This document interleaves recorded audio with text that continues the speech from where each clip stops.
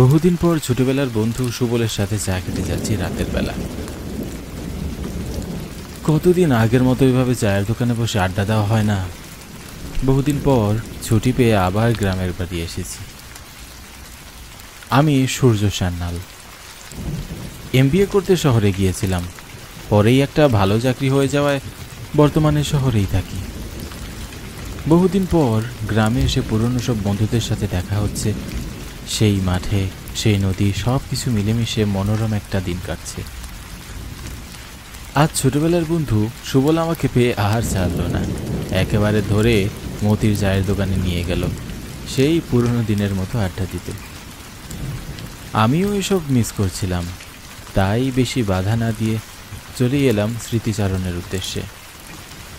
রাত বেশ অনেকটাই হয়েছে, চারিদিকে নিস্তব্ধতা যেন অন্ধকারকে আরও বেশি গাঢ় করে তুলছে। আর এই নিস্তব্ধতাকে পাল্লা দিয়ে হারাতে চাইছে বৃষ্টির ফোঁটা। বৃষ্টি যেন বেশ ভালোই হচ্ছে, কিন্তু কেমন একটা যেন গুমট বেঁধে আছে চারপাশ। কতদিন আর আগের মতো আড্ডা হয় না কি? হ্যাঁ, ঠিকই বলেছিস, শহরের চাকরিটা হয়ে যাওয়ার পর থেকে গ্রামে আসাই একদম কমিয়ে দিয়েছি। বাবা মাও সপ্তাহে সপ্তাহে চিঠি পাঠায় গ্রামে আসার জন্য, কিন্তু সময় যে হয়ে ওঠে না। কত করে ভাবি যে এসে তোদের সাথে দেখা করবো, কিন্তু সুযোগই হয় না। তা মেসমশাই আর মাসিকে কবে নিয়ে যাচ্ছিস তোর বাড়ি? বাড়ি কি বলছিস, মেস বল। বাড়িতে এখনো শিফট করিনি, তবে একটা ভালো জায়গা দেখেছি জানিস, দামও বেশ কম। ভাবছি জায়গাটা যদি নিয়ে নেই তবে ওখানেই বাড়ির কাজ শুরু করব। বাহ, এ তো ভালো কথা। তা বিয়েটা কবে করবি, নাকি ওটাও ভাবছিস না? করব করব, সময় আসলে সব হবে। আচ্ছা, মতিদা কই গেল বলতো, এখনো তো পেল না। আবার নিশ্চয়ই কেউ মরেছে।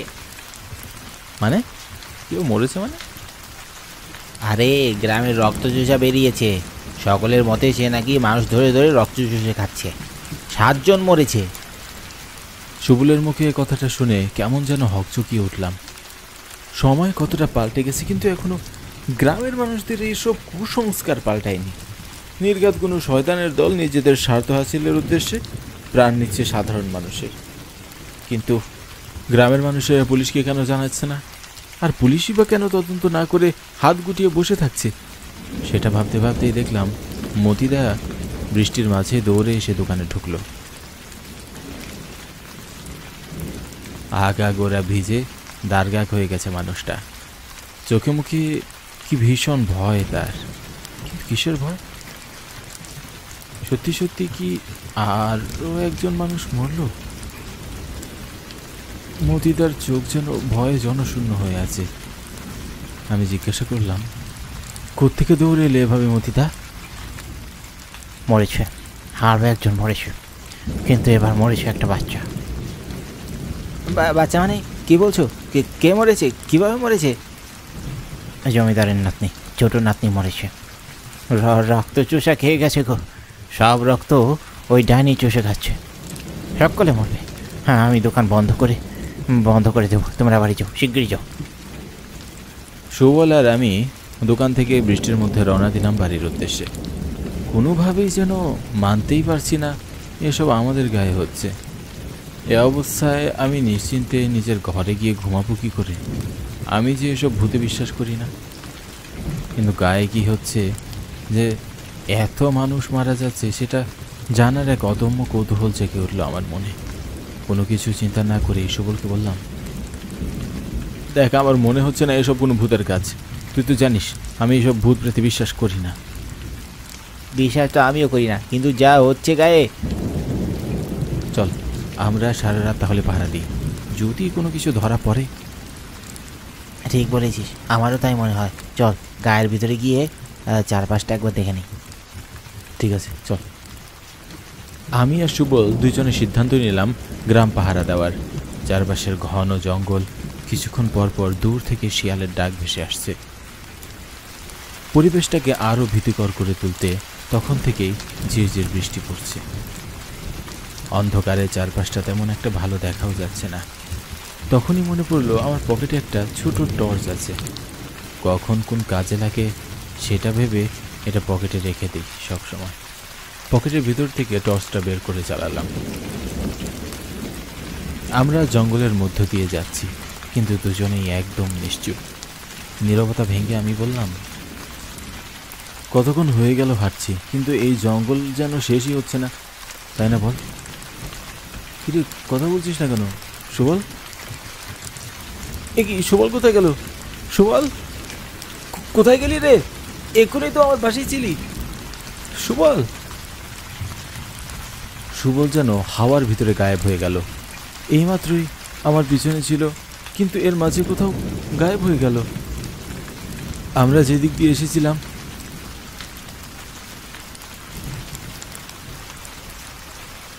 আমি আবার সেই দিকে হাঁটতে শুরু করলাম।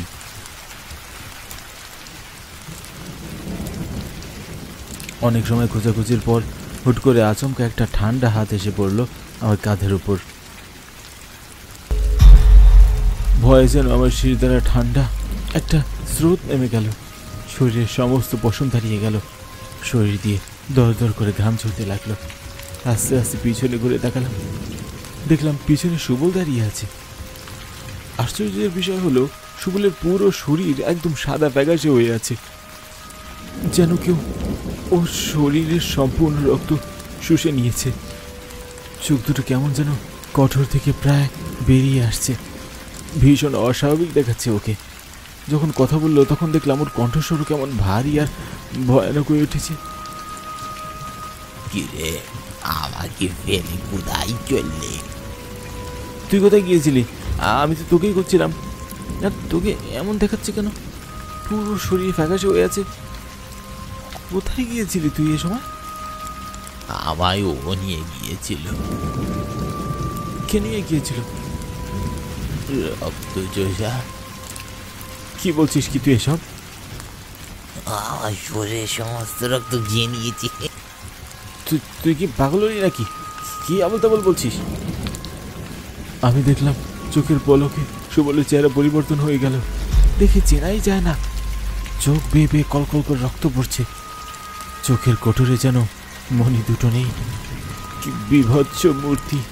দেখলে শরীর হিম হয়ে আসে। বিকট শব্দে ভেসে উঠল সুবল। আমি এদিক বিদিক জ্ঞান শূন্য হয়ে ছুটতে লাগলাম। আমার পিছনে পিছনে সুবলের সেই বিভৎস মূর্তিটা ধাওয়া করতে লাগলো। প্রাণপণে ছুটে পালাচ্ছিলাম। এ যেন এক ঘোর। মনকে বুঝাতে পারছি না যে আমার বন্ধু সুবল রক্তচোষার পাল্লায় পড়েছে। চোখ বন্ধ করে ছুটতে ছুটতে কোন পর্যন্ত পৌঁছেছে জানি না, তবে এক বৃদ্ধ অপলক দৃষ্টিতে তাকিয়ে আছে আমার দিকে। তার চোখে মুখে ভয়ের চিহ্ন। কে কে আপনি? আমি যজ্ঞ, এই শ্মশানের সব লাশ আমি পুরাই। তুমি কে? আমি এই গায়ের ছেলে। আমার বন্ধু সুবলকে ওই রক্তচোষা। কে রক্তচোষা? আপনি তাকে চেনেন? আমার বন্ধুকে মেরে ফেলেছে। আমি আমার বন্ধু দুজন পাহাড়ে দিচ্ছিলাম, মেরে ফেলেছি আমার বন্ধুকে। ও আমার মেয়ে। ও ছোটবেলা থেকেই কালো জাদু করতো। একদিন ওরই কালো জাদুর ভয়ঙ্কর রূপ আমি দেখিনি। এই গায়ের জমিদারের ছোট ছেলে ওর জাদুবিদ্যার সময় ব্যাঘাত ঘটায়। তারপরে ওর অভিশাপ এই সেই ছোট ছেলেটার প্রাণ হারায়। এরপর জমিদার সহ গ্রামের কয়েকজন মিলে আমার মেয়েটাকে পিটিয়ে মেরে ফেলে এই শ্মশান ঘাটে। কাউকে ছাড়বে না। কি হচ্ছে এসব? আপনার মেয়েকে থামানোর নিচে কোনো কৌশল আছে? সেটা কি? ওর আত্মা ফিরে এসেছে। এবার যদি ওর হাতে কালী মন্দিরের ভস্ম মিশ্রিত তাবিজ বেঁধে দেওয়া না হয়, তাহলে দূর হবে না। একে একে জমিদার বংশের সবাইকেও মেরে ফেলেছে। আর জমিদারের পালা। এ নাও পাবি তাবিজ। যদি জমিদার মশাইকে বাঁচাতে যাও, তাহলে এক্ষুনি এটা নিয়ে তার কাছে যাও। আমি? হ্যাঁ, তুমি। যদি বেঁধে দিতে না পারো, তবে অন্তত এই তাবিজটা ছুঁড়ে দিও, তাহলেই ও মুক্তি পেয়ে যাবে। শিগগিরই যাও।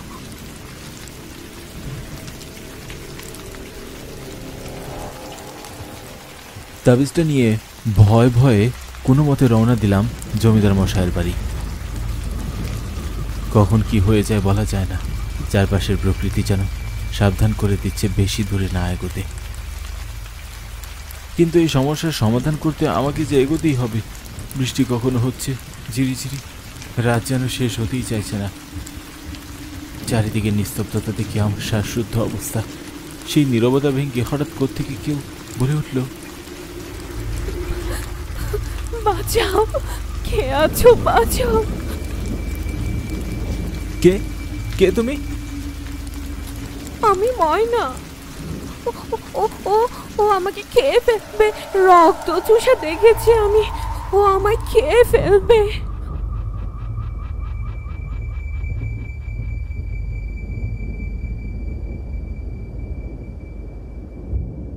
কোথায় রক্তচোষা? কোথায় দেখেছো তাকে? দেখতে কেমন সে?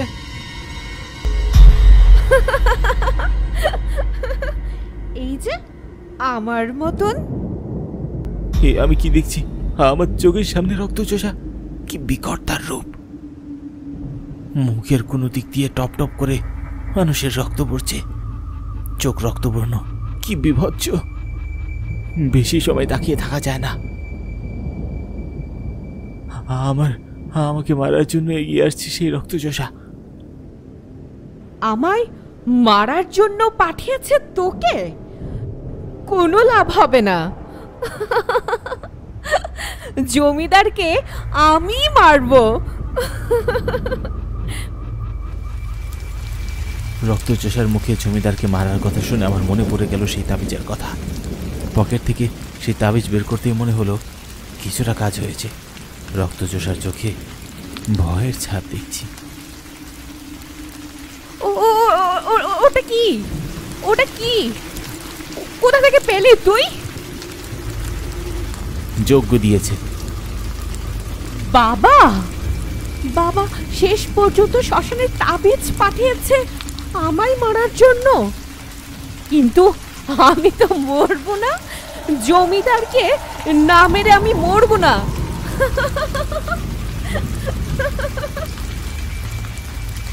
জমিদারকে মারার আগে আমি তোকে মারবো শয়তান ডাইনি। এক মুহূর্ত দেরি না করে হাতে থাকা শ্মশানের সেই তাবিজ ছুঁড়ে মারলাম রক্তচোষার দিকে। চোখের পলকে তার শরীর অগ্নিবর্ণ ধারণ করল। আস্তে আস্তে জ্বলে উঠল তার শরীর। এমন অদ্ভুত ভয়ানক দৃশ্য কখনো আমি জীবনে দেখিনি। প্রকৃতি আমাদের কাছে কত কিছু রহস্যময় দৃশ্য এনে দেয়। আজ এই গায়ের রক্তচোষার আতঙ্ক আমার চোখের সামনে শেষ হয়ে গেল। জমিদার মশাইকে মারার আগেই আমি এই রক্তচোষা আত্মাকে মুক্তি করতে পেরেছি, কিন্তু তার জন্য আমার বন্ধু সুবলকে আত্মঘাতী হতে হলো।